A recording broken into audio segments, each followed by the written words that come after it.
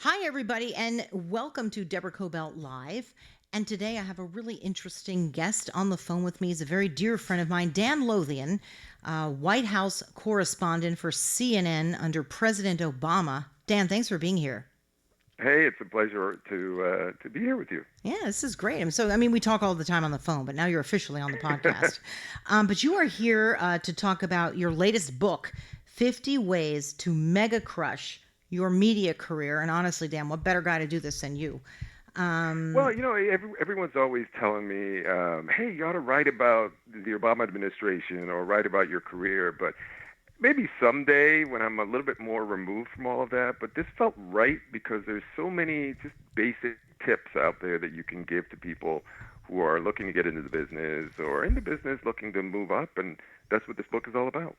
And also not just moving up in media, because I was reading it and I thought, honestly, the kind of tips that you give as a professional in the industry, you can use it for anything. You can use it if you're going on a job interview, if you have to give a presentation, right? That's true. And some of the points, and what we did was we divided each, they're very short chapters. In fact, we say that this is a book for people who don't like to read books.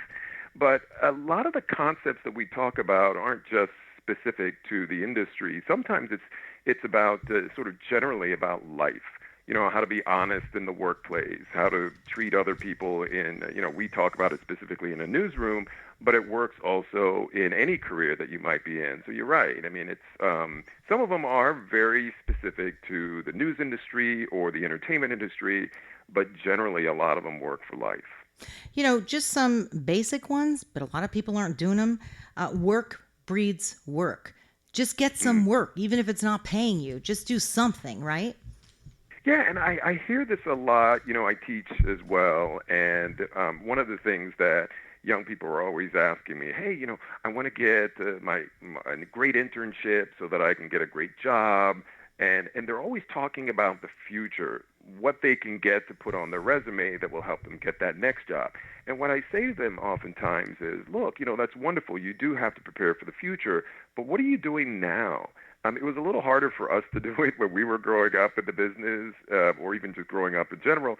We couldn't broadcast. I mean, you had to have a job to really broadcast in a big way. Now you can reach as many people as a news organization with, Facebook or some other social media platform. And so what I tell people is start working now just to get the experience. Create a podcast, do a TV show, you can write a blog. All of this can be done, and you'll find an audience. And in some cases, that becomes your business as well. Oh, there's no doubt about it. Look, the rules have changed. The game has changed completely than when we started out, right? I mean, I was going door to door, literally in my car, knocking on doors trying to get TV jobs. Remember that? And I had my tape under my Oh in yeah. my hand. It wasn't even that long ago, honestly. 20 years has changed a lot, right? It really, if someone had said to me when I was at my first job in Chattanooga many years ago that this is what the business would be like now, I would have said absolutely not. I mean, how can that be? How can you do a live shot from your phone when we didn't even have a cell phone when we got into the business? And so it has changed so much that yes, there's a lot of garbage out there, but there's a lot of opportunity. If you're willing to work hard and put together great content even before you get out of school, you have a resume. You have a solid resume on day one. Yeah, but just getting back to chapter 3, work breeds work. No matter how you do it, no matter if it's free, if you're doing it late at night and you're posting it, you just have to keep doing it, right? Constantly create content. You do, and one of the things, and I've done some hiring with my company, and also when I was working as the bureau chief at CNN many years ago, I was always hiring folks, and the one thing that you always would ask someone, a prospective hire, is, "What are you doing now? What's your current job?" If you're, let's say you're in between jobs and you're waiting for that next job, and someone does ask you that question, you say, well, I'm waiting for my next job. Well, I look at that and say, this person really doesn't want it. They're not hungry enough because there's so many opportunities now, even if you're not getting paid, even if you're not working at a big traditional news organization, you can do work and it's the motion of the experience of just doing something, even if you're not getting paid, that makes you very attractive to an employer. You know what I did, and you probably did, and frankly, I think is still pertainable. Maybe if you're getting in the news business, it's not going to pay you much. Sadly, the reality is you just need to go get a second job at night. I used to work three jobs just to be able to support the job that I really wanted. Does that make sense? No, yeah, of course it makes a whole Yeah. lot of sense. You know, and I try not to speak to, especially if you're talking to young people. I try not to say, well, back to the day when I got Right. When into a the loaf business, of bread was I just a worked nickel. 12 jobs and walked to work without shoes. Um, but you're right. I mean, there was a work ethic that we had the pay was so low, and but we still wanted to do it. And so, in order to pay your rent and to buy the outfits that you needed for television, you had to take on a second job. But we were so hungry to do it that we were willing to do whatever it took to make sure that we could get our career started. You know what I loved when you were covering Obama in the White House? And remember, you would land on Air Force One. God, the stories you had. And then you would take the helicopter, right, over to the veterans near where I live here in Los Angeles. And you would, come off the helicopter and I would be texting you. We'd actually be in the street watching Obama go by and knowing that you're in one of the cars. And I would say, boy, have we come a long way, because Dan and I started together in the business.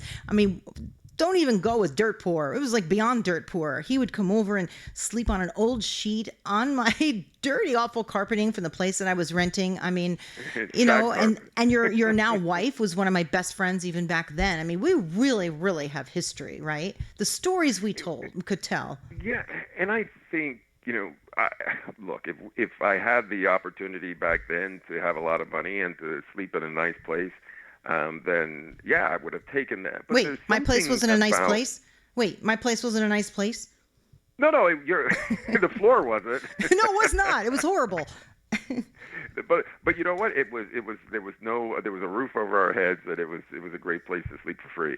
But one of the things about coming up in the business and not having a whole lot of money and working your way through small markets, it really taught me to appreciate where I was once I finally got there.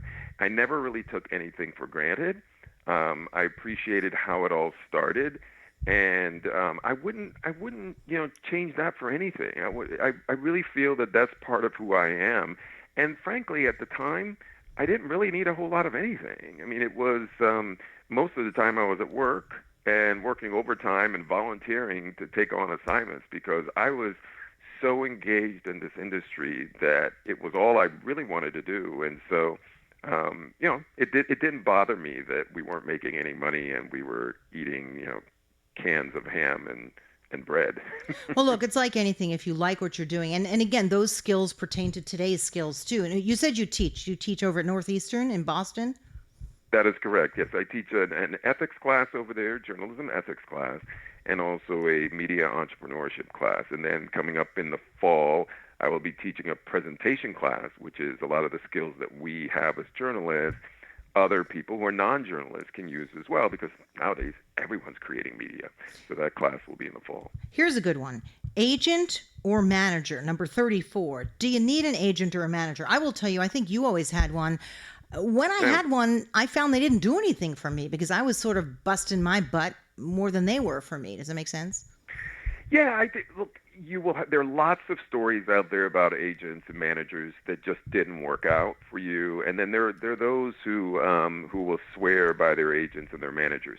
I think once for the news business, it is one of those things that if you getting your job or getting in the door, let's say at a network, it really does help to have an agent because when you're coming from local TV, just navigating through, the enormity of this big news organization, getting to the right people, then negotiating with them, it's a little tough. Now, what some people will do is they'll just have a lawyer who will go over the contract, but lawyers aren't there to kind of get you in the door.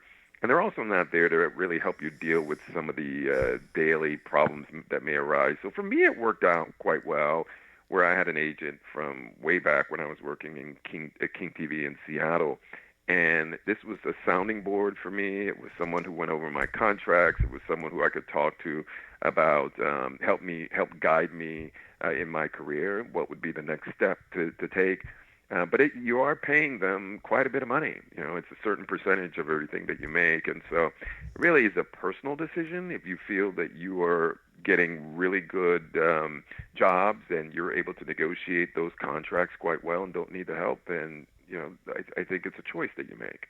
Are young people moving around the country like sort of the way we did? You took a little job here for 4 months, you get a better offer, you go over to New Hampshire, you go down to Maryland, you go over to DC, New York, or are they staying more local? Because you've got cable outlets now, like Spectrum is all over the place, and they're hiring people to not just be reporters but to shoot their own stuff, which is kind of funny because when we started, we had to shoot our own stuff too, but now at least the cameras are smaller.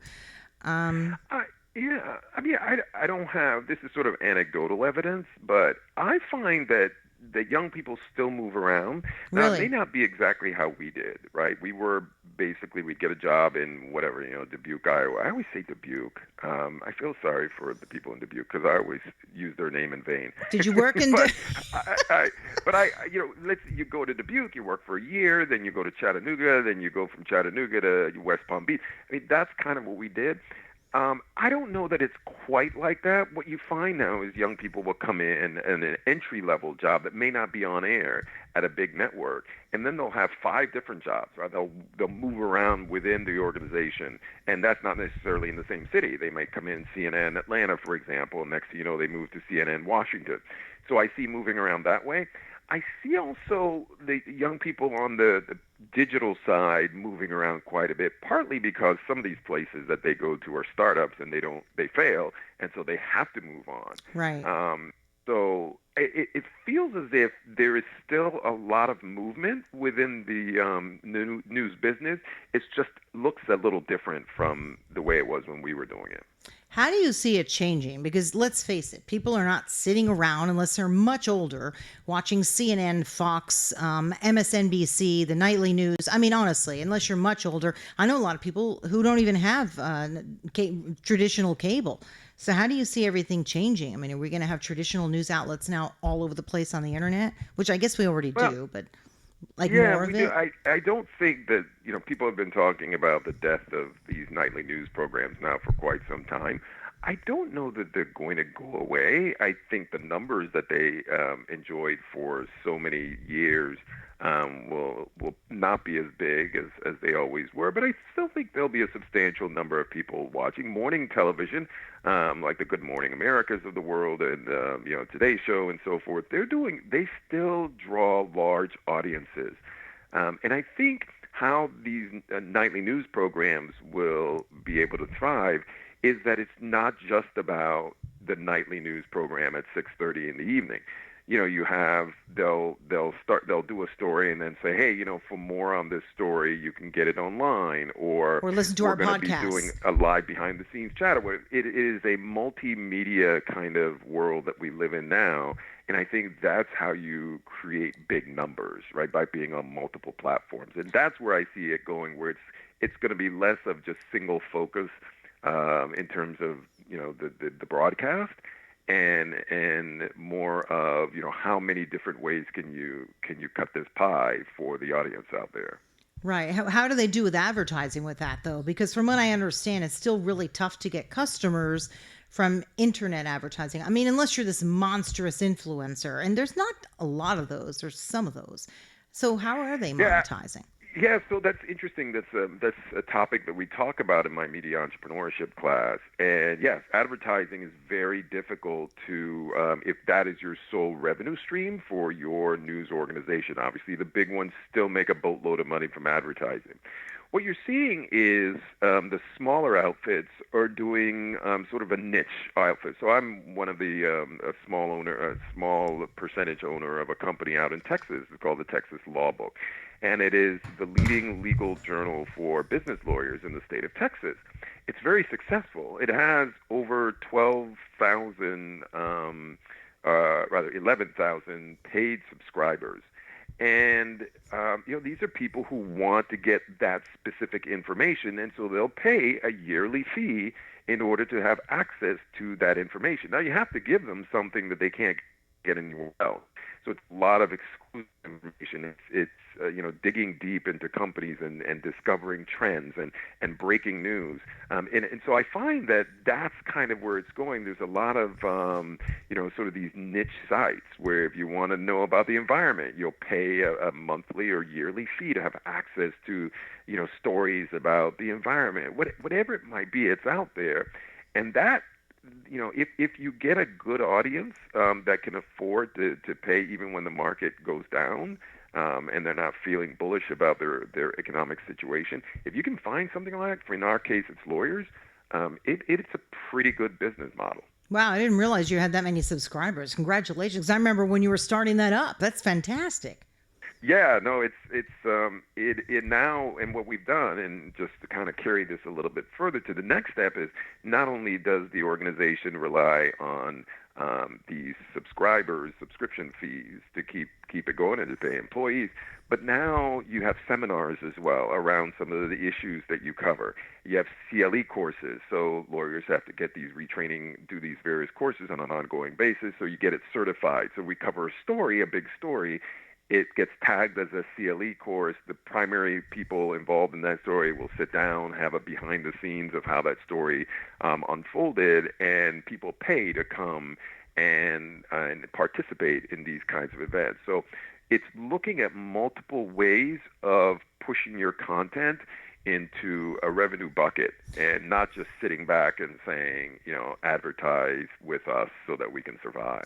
All right. So what do you do? Everyone's trying to monetize. We're trying to monetize. Everyone's trying to monetize. And we have very, very strong and good numbers. But then someone will say, well, do you have 20 million downloads? And I'm like, oh, give me a break. No. How do you monetize if you're a small podcast, but a successful one and a reputable one? What do you do? I'm getting a little free advice out of you, Dan. What? Yeah, that's a very difficult question. But there are some, I think every 6 months or so I hear about a new outfit that's coming up with a way to help podcasters. For example, there's a new company that just was launched 2 weeks ago that's going to be investing $50,000 in promising podcasts. So they do their due diligence. They find a podcast that has some good numbers, has some good content, and they feel that they can build off of it. So they give them $50,000. So some podcasters, if they can pull in big numbers, then they can. It's worth it for advertisers to line up behind them. So they're again that organizations like the one I just mentioned. It's a new company. But then there are What's also the name of that some, one? What's the name of that one? Pardon? I'm taking notes. What's the name of that one? I'll send you the name and you can pass it along to your listeners. Yeah, I will. Again, it's new. It was started by a guy named Jake Shapiro, who is the mastermind behind PRX, which recently joined with PRI. They a podcasting platform, and they also do a lot of public radio programs.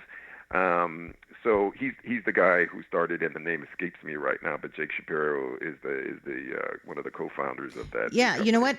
Text me when you're off the air, and then we'll put it on our social media. Okay. Once we push this show out. So, getting back really quickly to your book for a little minute, and then I want to talk a little bit about you on Air Force One and covering the president, which is such a distinguished, incredible life that you led. But we'll get to that in a minute. I like number 16. Dealing with rejection. How do you not take it personally? Sometimes it is personal because it is. They don't like the way you look. Let's face it. But what do you do? I mean, is there a place for everybody? It's very hard out there. How do you deal with it? I think there certainly is a place for everybody, but there isn't necessarily a place for what you want to do all the time, right? So, for example, you might say, good advice. I want to be an anchor. And you just don't have what it takes to be an anchor, but you do have what it takes to be a producer. And you talked about my wife, your good friend. She started off in front of the camera, and after a couple of jobs, was told that probably was not the best thing. She has a very high voice.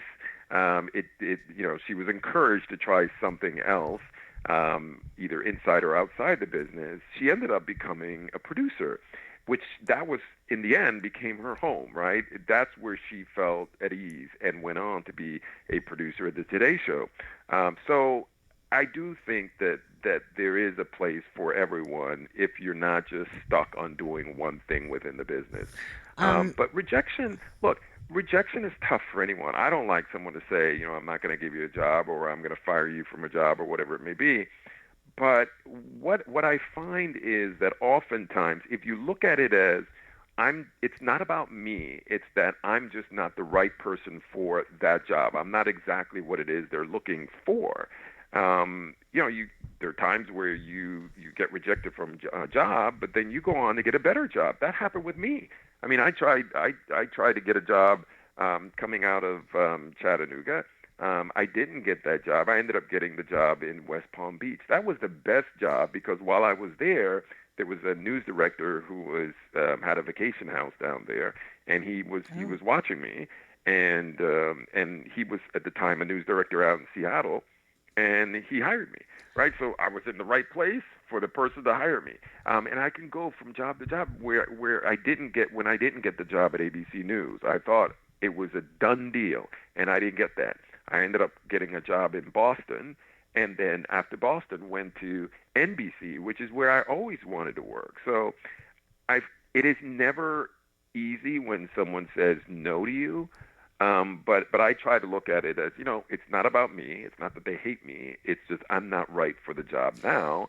But a better thing is coming for me around the corner. And if you maintain that positive attitude, then at least in my life, it seems to come together. that leads me to when you were saying in Palm Beach, somebody was watching you, and then you got the opportunity to go to Seattle. As you know, I think that's what happened to me down in Atlantic City, New Jersey, because that's when everything was blowing up. Casinos were going bankrupt, namely Donald Trump's casino, and you probably know the story. Hmm. He kind of found me down there. I didn't date him. Everybody, calm down. But I asked him a very funny question, and he stopped and he said, "Who are you?" And he kind of helped set the path a little bit for me to get working in New York.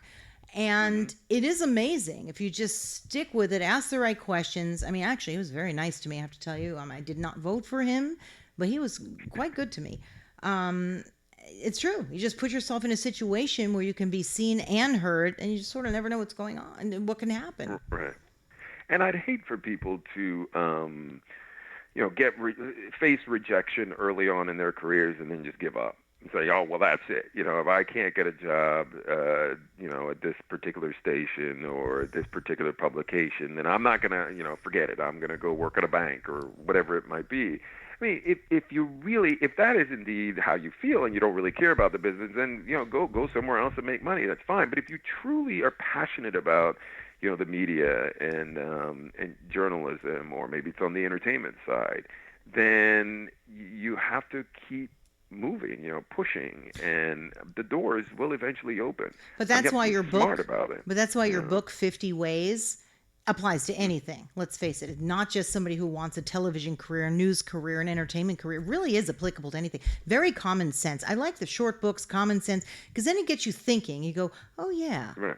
And then also, I love personal stories because sometimes I'll give lectures and I'll immediately start my lecture and I'll say, "Go ahead, size me up." And inevitably, they always get it wrong. "Oh, life of privilege, you had this." I'm thinking, please, if you only knew. So it's true. Everybody has a long path and a journey, and some people get there, faster than others, but it doesn't mean you should give up, right? Right. No, definitely. And to the point of the short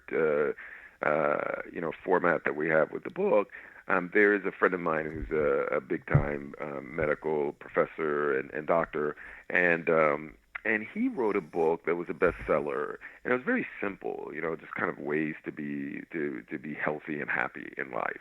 And one of them was, drink a lot of coffee. And that's been found. I mean, I think there's sort of split Wait, evidence as to the value or the harm of too much coffee. But in this particular case, he talks about the benefits of having coffee, or the benefits of sleep, or the benefits of just remaining positive.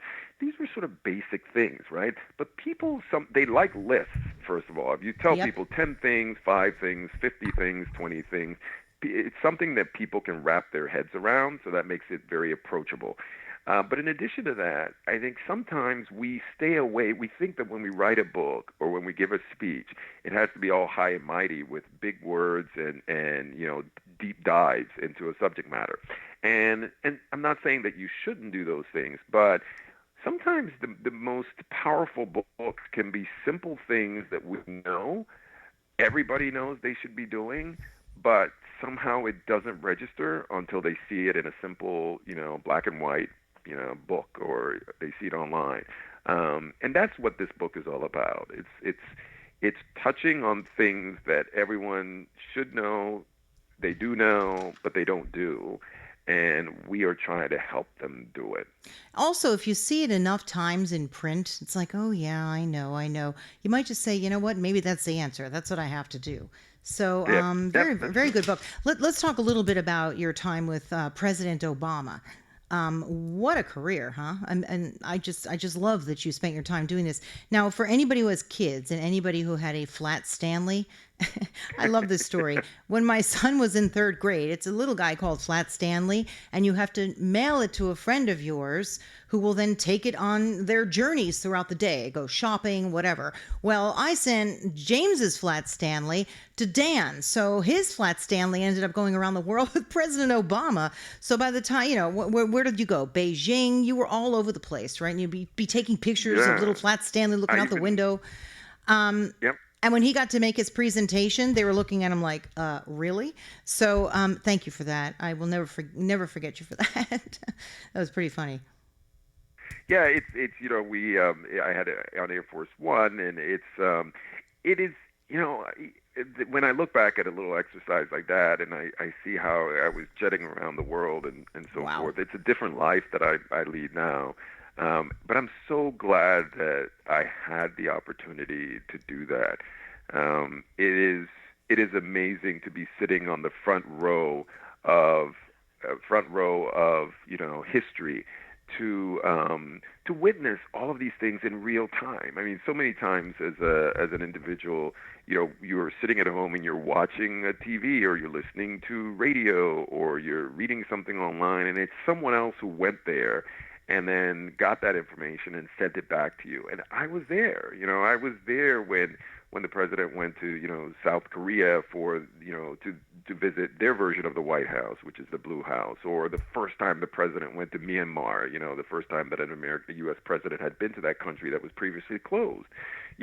I was there, and I wasn't sitting back at home watching this. I was helping people go there as well, and for me, that was just an amazing opportunity. And I just remember watching you, and I was trained like this too. Stay impartial. I mean, it's very hard for me to watch the news right now because nobody seems to want to report on anything good that Donald Trump is doing, and unless you go watch Fox News, in which case I don't really watch them anyway.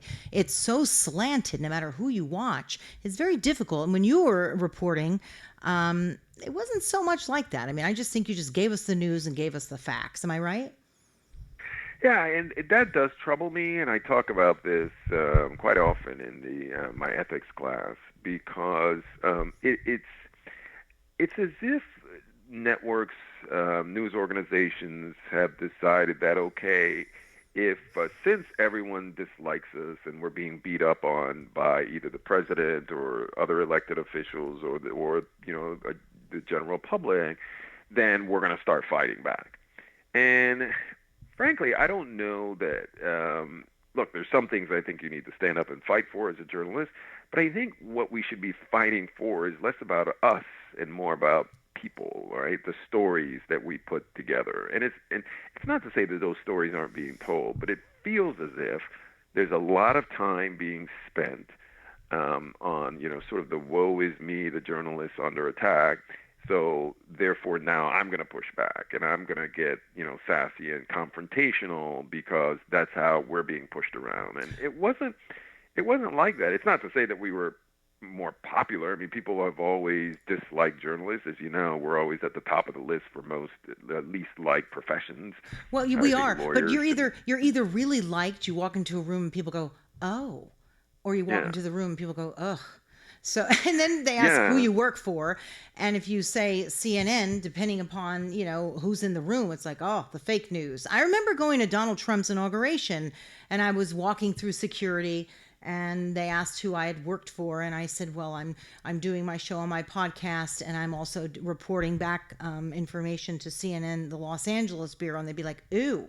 I mean, it just really depends upon where you work now. But also, I feel like I turn on the news and I never really hear about what's going on that I need to know about. They're not Yeah. specific with the economy. They're not specific with line items in terms of where our money is going and our taxes. It's always some kind of diversion, whether it's a report that's out against or for him. And that's what's turning me off. I mean, is that ever going to stop, or is that what's selling the news? I don't know.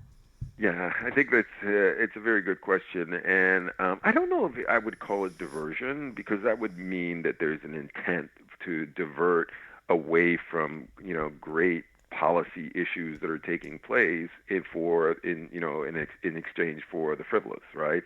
I think it's less of that because frankly, there a lot of what gets the media all riled up now typically is a tweet sent out by the president. So he's feeding a lot of this, right? I do think he's feeding a lot of it.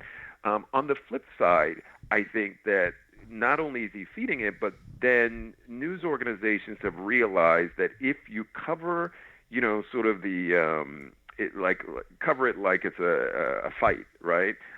Or cover it like it's a sporting, competition kind of thing, then people they may say they don't like it, but the numbers show that they do, right? So if you're covering the president and you're going to bash him, in your coverage, and you're going to say this yet another person is leaving the White House, and you build that up or whatever it is, the more that you do of those kinds of stories, the more people seem to gravitate to. Again, I think when they're asked whether they like these kinds of stories, they say no, we don't. We want there to be more substantive kinds of stories.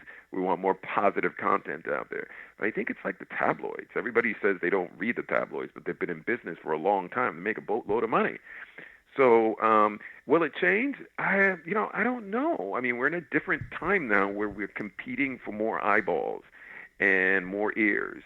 And it's not like there were just three networks and a handful of publications. Now there are a million of those things out there. And so how do you get people's attention? What do you Sometimes you think? have to go low in order to do that. What do you think is going to be the next big thing to rise to the top? Because it used to be the main networks, and then of course the cable networks. But what do you think is next?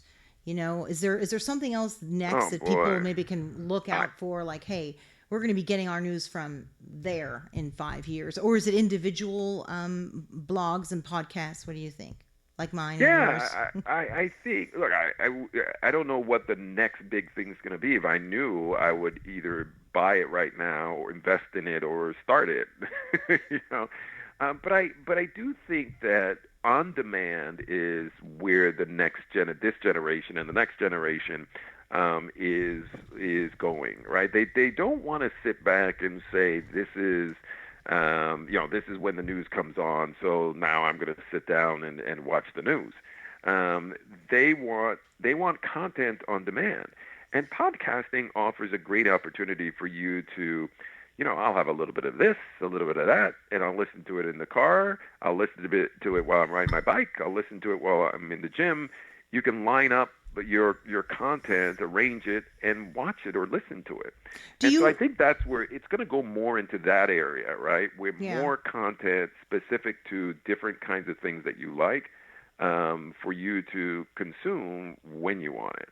Do you think that podcasts have to have a particular agenda? Like, I only talk about non-fat foods, or I only talk about exercises for your core, like specific podcasts. Because I know mine in particular is just a podcast about very interesting people and newsmakers, and I sometimes wonder if that's too broad. Do you really need to make it narrow? Do you have to have a super narrow niche? I think it depends on who you are. So if a big star goes out there and says they're going to start a podcast where they're just going to talk about stuff, right? Everybody will go there. If a big news organization like the Washington Post and the New York Times, they start a podcast where they're going to tell you stories of the day, which can be a bunch of different kinds of stories. Right. And I think I know those podcasts do very well. I think it's a little harder to do a generic podcast, and by generic, not that it's sort of boring or anything like that, but in terms of trying to do just a little bit of everything and not being more niche. I think it's harder just because how do you market yourself, right? And I think that becomes the difficulty. In order for a podcast to really get traction, is that you have to go out there and market it. And sometimes just being general doesn't give you the opportunity of using the kind of tag words and getting into the vein of the right pipeline, if you will, so that people will come and listen to you. So, It's for very example, interesting. Go if ahead. I say I'm doing a podcast about, like last night, my wife and I went out to an event with this fabulous guy who is like one of the top experts on Italy. Oh, And are we going to Italy, Dan? Is this the next trip that we're doing? I need to yes, I know. know, but it's on architecture. And so when you think about it, it's like, oh, that sounds really boring. This guy was fabulous, right? And he has a very successful podcast. It's relatively new. It's I think 16 episodes. The 16th is coming out soon. But why? Because he is able to tell you things about parts of Italy that you otherwise wouldn't. Even though it's out there in the books, he can kind of tell it in such a way that it makes it really interesting. It's very specific, but he has an audience. Not only does he do the podcast, but he also does events where people pay him to come in and talk about stuff. So it is that's really easy to market to, right? Because then Right. the people who would want something like Right. that, and you have a book Spaghetti that goes sauce, along with that. meatballs, whatever, Italian food. Yeah, what kind of ads to get. Because I know, Right. you would understand this because as a general assignment reporter and someone who's covered, entertainment, news, politics, business, sometimes my interest is so broad and I think, oh, well, which one should I pick? So I'm also trying to figure that out myself, even though I've been doing it a Well, while. yeah, and I guess one way, and I go back to the Texas Law Book, is that there are a lot of different kinds of things that are covered for that publication, right? Right.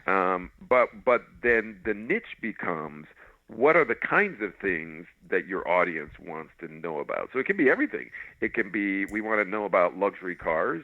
And we also want to know about mergers and acquisitions within the oil industry, right? So it's very general. It can be general in terms of the stories that you go after, but your audience is very specific.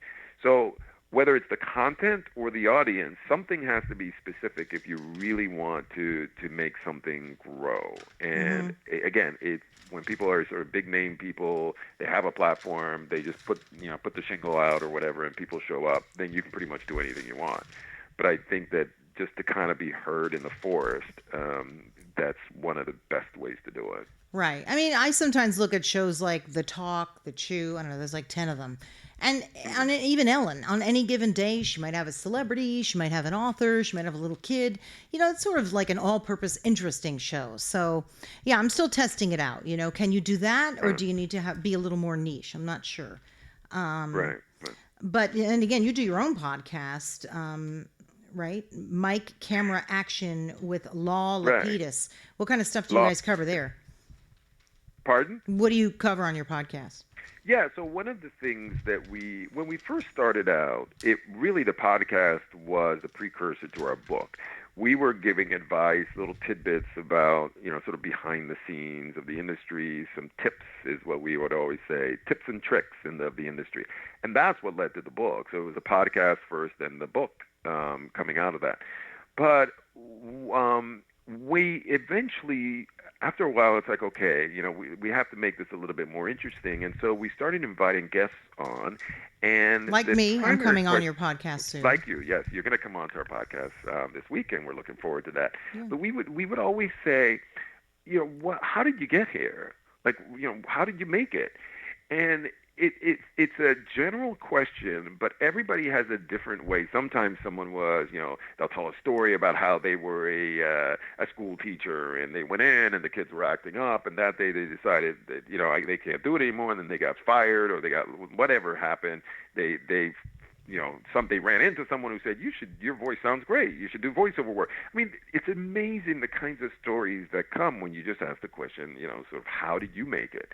And so that's, we obviously expand beyond that to tell us about, how do you overcome disappointment. So we use some of the things that we talk about in the book as part of our questions for the guests who come on.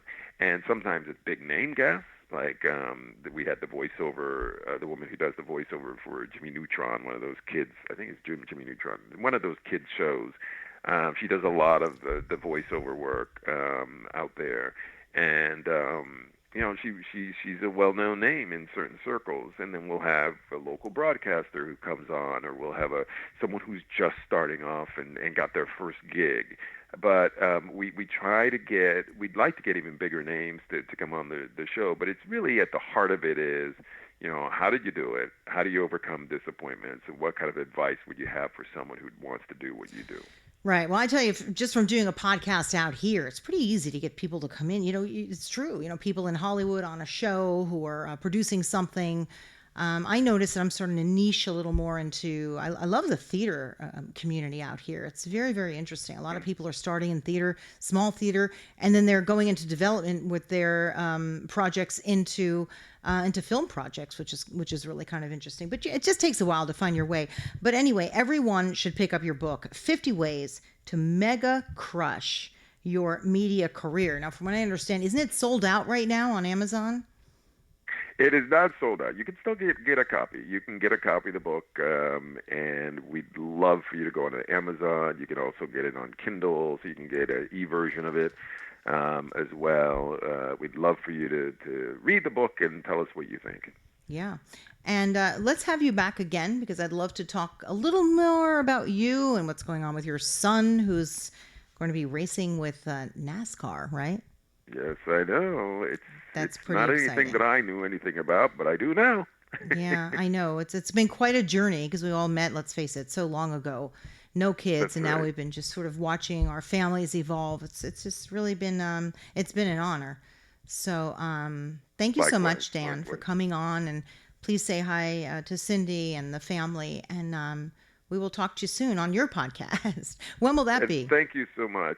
Yeah, this week. I want to have you on this week, tomorrow. Tomorrow is when we want to have you on. So, Okay, we'll figure out the time. well, I'm having my hair done, so make sure it's not during that time. So we'll figure it out. hey, I think we should do it while you're having your hair done. I wouldn't mind. I've Wouldn't that done be all kinds cool? of things. You have no Yeah, idea. The things that my hairdresser has heard me say, that would actually be kind of interesting. Deborah from the I Hollywood actually want to Salon. do that. Well, put an earpiece in your ear. One of those. Do you have one of those little wireless ones? You put them in Yeah. there. You get your hair done, and we interview you while you get your hair done. I think that would be cool. See, and that's the podcast from now on. We only interview people as they're getting the hair or nails done. Believe me. And let me tell you, that's like $1 million podcast. I think I'm going to steal Oh, the it is. idea. Anyway, we'll see you tomorrow on your podcast, Mike Camera Action with Lala Petus. Meanwhile, everybody, thank you for being here for Deborah Kobylt Live. And Dan, you're welcome to stay on the line. I just want to give 2 quick shout outs. I just want to say that this week, my friend Tim Conway Jr. Lost his dad, Tim Conway, yesterday. And we've all been very, very sad about that. I grew up watching Tim Conway on the Carol Burnett Show. I thought it was hilarious. And every time I saw him sort of fall over on that little fire truck or tricycle or whatever, I couldn't stop laughing. And then as I was in the news business and my husband's on the radio, we got quite friendly with Tim Conway Jr. And I know that their family is really going through a lot right now. And I just want to wish them all well. And as Carol Burnett would say, thanks for the memories. And this weekend, I just wanted to give a shout out to the American Icon Awards. I'll be attending that hopefully on Sunday, and they're going to be honoring Al Pacino. And the American Icon Awards honors excellence in leadership, government, business, entertainment, and they're also very philanthropic as well with various charities. So look them up, the American Icon Awards. Thank you so much for being here. Deborah Kobylt Live. You can find us on Facebook, YouTube.